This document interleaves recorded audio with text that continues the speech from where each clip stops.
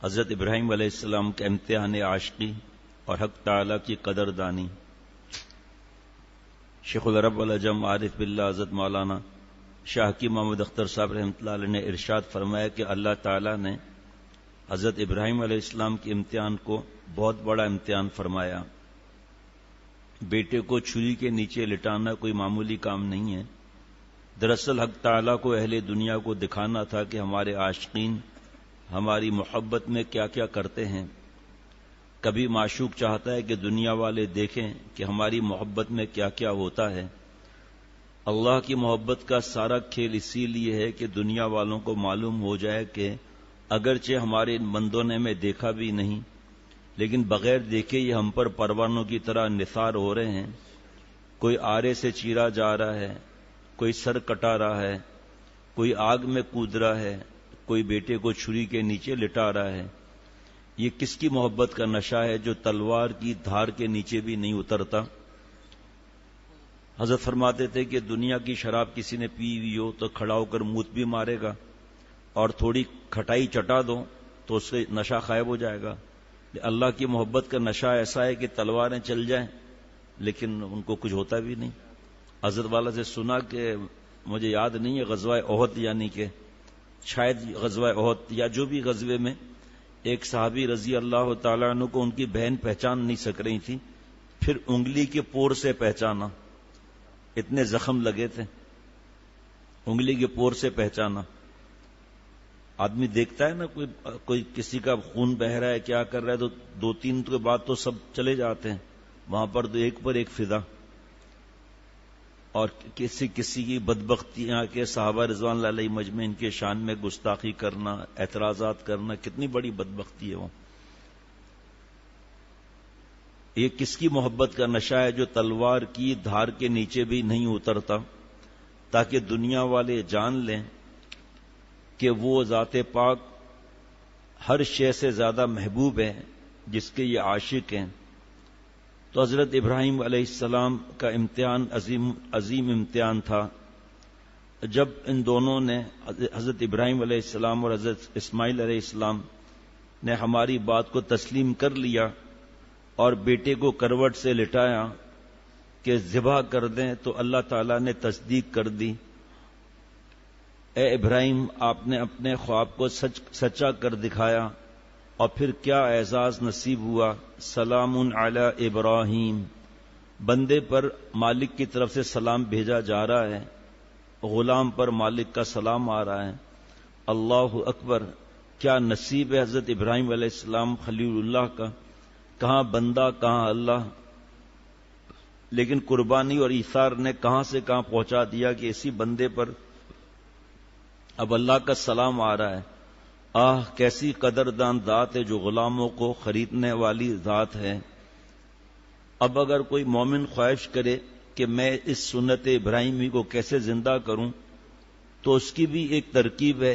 اپنی ہر بری خواہش کو، جو چاہے دل کو کتنی ہی محبوب ہو لیکن اللہ کی رضا کے خلاف ہو، ذبح کر دو، کیونکہ بعض کے لیے خواہشات نفسانیاں اولاد سے زیادہ عزیز تر اور محبوب ہوتی ہیں۔ دیکھنے میں آیا ہے کہ بہت سے لوگ اپنی اولاد کو چھوڑ کر کسی عورت کے ساتھ بھاگ گئے، بچوں کا کچھ خیال نہ کیا۔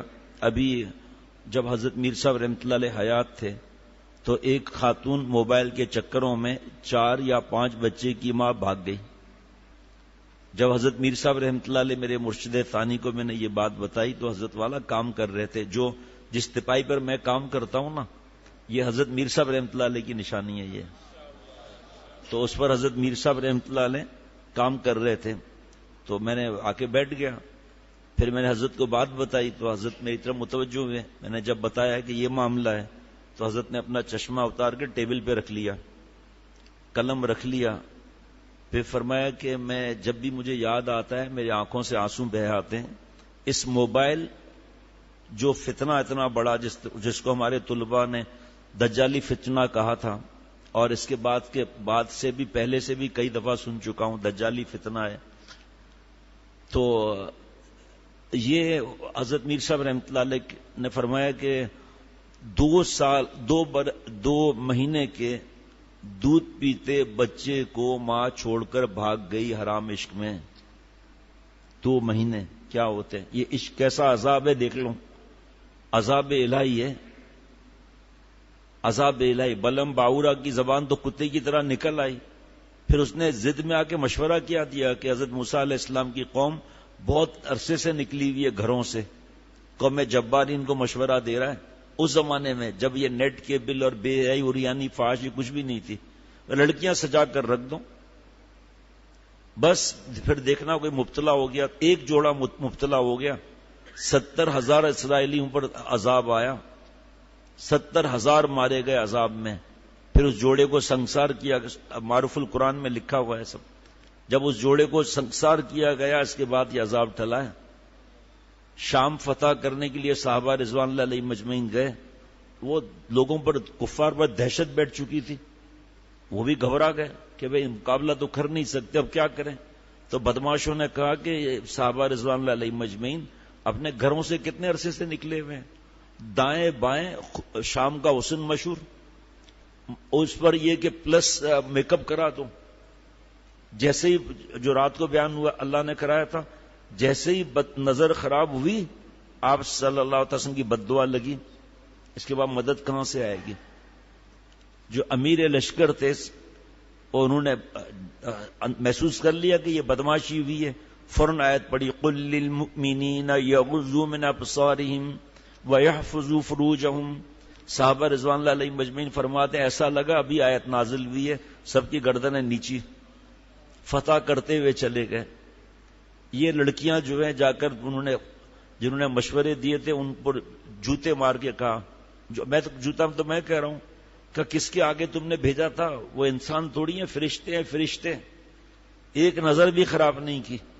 آج جو ہمیں تکلیفیں آتی ہیں، دین دنیا میں کامیابیاں نہیں ہوتی ہیں، کہاں سے ہوں گی؟ جب محبوب صلی اللہ علیہ وسلم کی بد دعا لگی ہوئی ہو۔ اپنی ہر بری خواہش کو جو چاہے دل کو کتنی محبوب ہو، لیکن اللہ کی رضا کے خلاف وہ ذبح کر دو، کیونکہ بعض کے لیے خواہشات نفسانیہ اولاد سے زیادہ عزیز تر اور محبوب ہوتی ہیں۔ دیکھنے میں آیا ہے کہ بہت سے لوگ اپنی اولاد کو چھوڑ کر کسی عورت کے ساتھ بھاگ گئے، بچوں کا خیال نہ کیا، تو کیا وجہ ہے؟ یہی کہ ان کی خواہش انہیں اپنی اولاد سے زیادہ عزیز تھی۔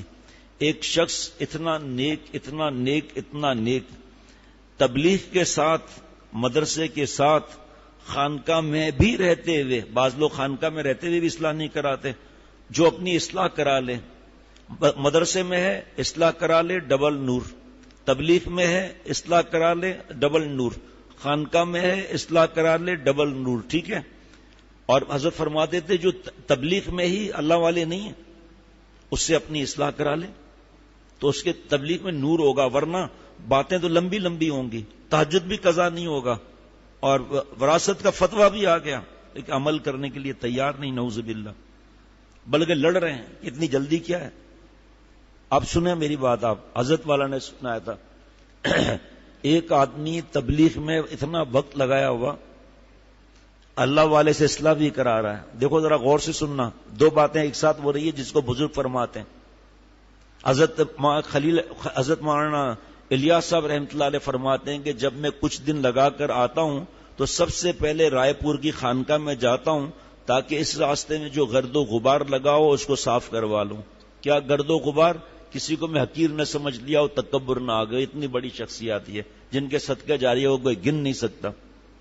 جہاز ہے پانی کا، وہ نمک کے سمندر میں وہ رہتا ہے، اس کے بعد اس کو شپ یارڈ میں کھینچ کر اوپر لے آتے ہیں، پھر اس کا جو زنگ ہے وہ کھرچا جاتا ہے، پھر اس پہ رنگ کیا جاتا ہے، پھر اس کو سمندر میں بھیج دیا جاتا ہے۔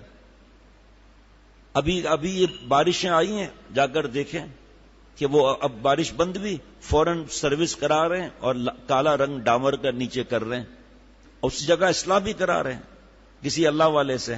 اب ایک کام شرعی پردہ بھی کرتے تھے، لیکن شرعی پردے میں تھوڑا کچرا آ گیا تھا، سالی سے احتیاط نہیں کرتے تھے، تو شرعی پردہ کہاں ہوا؟ شیخ میں شرعی پردہ کرتی ہوں، ہاں شیخ میں شرعی پردہ کرتی ہوں، لیکن خالو نے مجھے بچپن سے پالا ہے، اس سے پردہ ہوتا ہی نہیں ہے، تو شرعی پردہ کہاں ہوا؟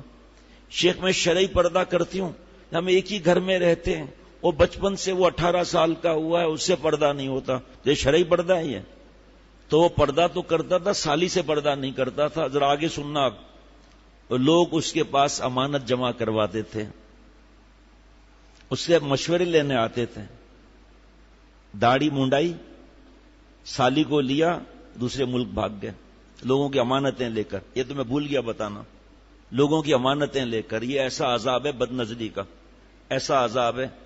برسیسا کا واقعہ سنا چکا ہوں بڑی تفصیل کے ساتھ، تفسیر مظہری میں، کہ ایک نظر خراب ہوئی تھی، آخر میں شیطان کے کہنے پر شیطان کو سجدہ کر دیا، اور جس اسٹیج سے شیطان نے اس کو پھنسایا نا، یہ موبائل کے اسٹیج وہی ہیں۔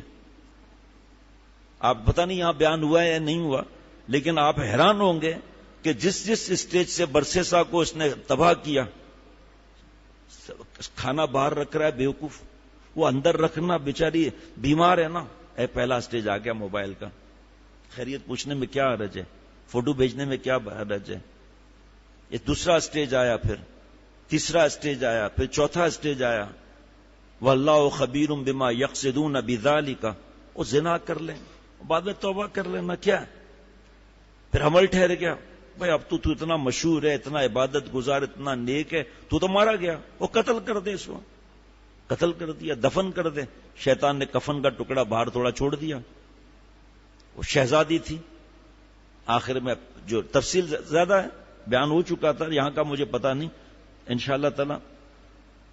بس جب گناہ کا تقاضا پیدا ہو اور دل تڑپ جائے کہ ہائے اس خواہش کو پورا کر لوں، اور خیال آئے کہ دنیا کی کوئی شے مجھے اس خواہش سے زیادہ عزیز نہیں، تو فوراً اس کو پچھاڑ دو اور اس پر اللہ کے مرضی کی تلوار چلا دو، یعنی تقاضے پر ہرگز عمل نہ کرو۔ اس طرح گویا تم نے اپنی اولاد کو اللہ، گویا کی بات یاد رکھیے گا، اللہ کے راستے میں ذبح کر دیا، گویا تم نے اپنی اولاد کو اللہ کے راستے میں ذبح کر دیا، اور کیا عجب اس قربانی کی برکت سے اللہ اپنے خلیلوں میں حشر فرما دے۔ ماشاء اللہ، واہ واہ واہ، کیا عجب، کہ احتیاط دیکھ رہے ہیں آپ جملوں کی، گویا کیا عجب کہ اس قربانی کی برکت سے اللہ اپنے خلیلوں میں حشر فرما دے، اور اس تلوار چلانے کے بعد 2 نفل پڑھ کر اللہ کا شکر ادا کرو کہ اللہ کہاں میں نالائق، اے اللہ اپنی اس خواہش پر جو مجھے اپنے اولاد سے بھی زیادہ عزیز تھی، میں نے اس پر آپ کے حکم کی تلوار چلا دی، آپ محض اپنے فضل سے اس قربانی کو قبول فرما لیجئے۔ فرمائے ایک نظر کی حفاظت ہو اس وقت کہو اے اللہ کہاں میں، اور نظر کی حفاظت، اللہ آپ کا شکر ادا کرتا ہوں۔ یہاں بھی یہی لکھا ہے، آگے کیا ہوگا، اے اللہ یہ تلوار جو میں نے چلائی، میں نے نہیں چلائی، آپ کی توفیق سے چلی ہے، اگر آپ توفیق نہ دیتے تو یہ قربانی دینا میرے بس کا کام نہ تھا۔ وہ یاد رکھیے گا کہ ایک نظر کی حفاظت ہو تو شکر ادا کرنے کا کیا ہوگا۔ اور یہاں پر جو یہ تقریباً وہی بات ہے، کوئی عاشق مزاج اپنی نظر کو جب بچاتا ہے، کوئی عاشق مزاج جب اپنی نظر کو بچاتا ہے تو آرے دل پر چلتے ہیں کلیجہ منہ کو آتا ہے، تو آرے دل پر چلتے ہیں کلیجہ منہ کو آتا ہے۔ وَبَلَغَتِ الْقُلُوبُ الْحَنَاجِرَ وَزُلْزِلُوا زِلْزَالًا شَدِيدًا، اللہ تعالیٰ نے سخت آزمائشیں کی، دل حلق کے اچھل کر حلق میں آ گئے۔ فرمایا اس وقت اس بات میں نقل کرنے کا یہی ہے، وہاں کا اصل نہیں پہنچ سکتے ہیں، وہاں کے نقل بھی صحابہ رضوان اللہ علیہم اجمعین کی قربانی کو کوئی نہیں کر سکتا، لیکن اس وقت نظر کی حفاظت سے ایسا لگتا ہے دل اچھل کے حلق میں آ گیا، بڑی زبردست اس میں مجاہدہ ہے۔ تو جیسا مجاہدہ ویسا مشاہدہ، جیسی ہماری قربانی ویسی اللہ کی مہربانی۔ جو بد نظریاں کرے گا، فلمیں دیکھے گا، وہ کیا علم حاصل کرے گا، وہ کیا اصلاحی خط کے جواب دے گا، وہ کیا بیان کرے گا، وہ کیا ماں باپ کے حقوق ادا کرے گا، وہ کیا شرافت کی زندگی، پاکی کی زندگی گزارے گا، اس کے دماغ میں یہی بھرا ہوا ہوگا، عبادت کیا، تلاوت کیا، ذکر کیا۔ پہلے وقت میں طلباء کو چھوڑو، عام آدمی 1.5-2 پارے تو کہیں نہیں گئے، حافظ قرآن کے لیے حضرت فرماتے تھے کم از کم 3 پارے، اسے کم میرے سے بات نہیں کرنا، اس سے کم میرے سے بات نہیں کرنا۔ اور اس وقت بوڑھے بیٹھے قرآن پاک پڑھ رہے ہیں، ابھی بھی ہیں اللہ ماشاء اللہ، وہ مزہ نہیں ہے، کوئی مزہ نہیں، کوئی خوشی نہیں، اے پالنے والے تیرے بن زندگی موت ہے، زندگی نہیں۔ آج ایک درود شریف کی مختصر تصویر نہیں پڑھی جاتی، تصویر مختصر 4 تصویریں کیا پڑھیں گے؟ کیوں؟ موبائل. میں تو میرے پاس تو ایسی مثالیں ہیں درجنوں سینکڑوں بھی کہہ سکتا ہوں کہ جو برائی میں مبتلا نہیں ہے موبائل کے، دل گواہی دیتا ہے، قسم بھی کھائی ہے. مومن کی قسم کو اعتماد کرنا لازمی ہے، لیکن فضولیات میں ہر وقت فوٹو بیوی کا، بیٹی کا، اس کا، آخر میں موبائل گم ہو گئی اور بدماشوں نے تصویریں لی، اس میں سر وہی رکھا، دھڑ گندا ڈال دیا، تصویریں جاری کر دی. اب آ رہے ہیں ڈھانچے بنے ہوئے کہ خودکشی کر لوں. تمہیں تکلیف کیا تھی؟ تمہاری انگلیوں میں کیا تکلیف تھی جو ہر وقت کٹ کٹ چل رہا ہے؟ موسم کا حال معلوم کر رہے ہیں اور 3 مہینے سے امامت نہیں کرائی ہے فجر کی. کیوں؟ مجھے مطالعہ کرنا پڑتا ہے. کب تک بھائی؟ 2:30 بجے تک. اچھا، آپ کا پڑھانا فرض ہے، نماز فرض نہیں ہے، جماعت سے پڑھنا واجب نہیں ہے. مجھے یہ بتاؤ، آپ کو جو کل پڑھانا ہے، جو رات کو آپ نے پڑھا، جو آج پڑھانا ہے، وہ کتنے بجے پڑھائی ختم بھی مطالعہ آپ کا؟ 12:30 بجے. پھر 2:30-3 بجے تک کیا کیا آپ نے؟ اور کتابیں اور تفسیریں. آپ کو تفسیر مظہری پڑھانی تھی، اس میں سے کچھ معلوم کرنا تھا. وہ پھر کچھ اور پھر کچھ، پھر تھوڑا میں گیم کھیل رہا تھا تو پتہ نہیں چلا 2:30 بج گئے. یہ وہ جو گناہ میں مبتلا نہیں، یہ بھی تو گناہ ہے نماز نہ پڑھنا، لیکن ننگی فلمیں اور لڑکیوں میں مبتلا نہیں. مارو گولی ایسے موبائل کو جو ہمیں اللہ سے دور کر دے، جو ہمیں تلاوت سے دور کر دے، جو ہمارا زنگ دل کا دور نہ ہو، اللہ سے باتیں نہ ہو، تلاوت ذکر کی. یہ کیا زندگی ہے یہ؟ لیکن کیونکہ شیخ کو، اگر شیخ ہے، شیخ نہیں ہے، کیونکہ پوچھنا کچھ بھی نہیں ہے. شیخ نہیں ہے، خودرائی کے ساتھ جو چلتے جاؤ، جو گناہ تو نہیں ہے نا. آپ صلی اللہ علیہ وسلم کیا فرما رہے ہیں کہ جنت میں جنتیوں کو ان اوقات پر بھی حسرت ہوگی جو غفلت میں گزرے. کیا یہ سوال نہیں ہوگا کس طرح کمایا، کس طرح خرچہ کیا؟ اللہ نہ کرے مجھ سمیت کسی مسلمان سے سوال ہو، لیکن اصول تو ہے نا یہ. تو ان لمحات کا حساب کتاب، ذرہ ذرہ خیر، ذرہ ذرہ شر کا حساب ہوگا. تو اللہ نہ کرے مجھ سمیت کسی مومن کا حساب ہو. اللہم حاسبنی حسابا یسیرا. لیکن قانون تو بتایا جا رہا ہے نا. تو اس میں یہ فضولیات نہیں جائیں گی کہ تو میرا نام لیتا، ارے تو 2 نفل پڑھ لیتا، تلاوت کر کے چومتا، آنکھوں سے لگاتا، حضرت عمر رضی اللہ تعالیٰ کی نقل کرتا، یہ میرے رب کا منشور ہے، یہ میرے رب کا دستور ہے.